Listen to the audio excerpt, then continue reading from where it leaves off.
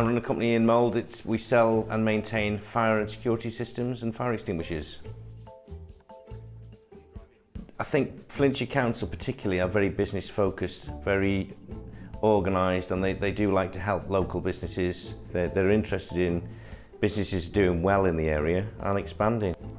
The type of help they've given us over the years has enabled us to grow from a very small company to now employing 20-something people in the local area. I think you would see that diminish in the future for new businesses starting up. There'd be less businesses growing in that direction, really. Our county's very good in lots of ways. It's one of the most dynamic counties in Wales, I think.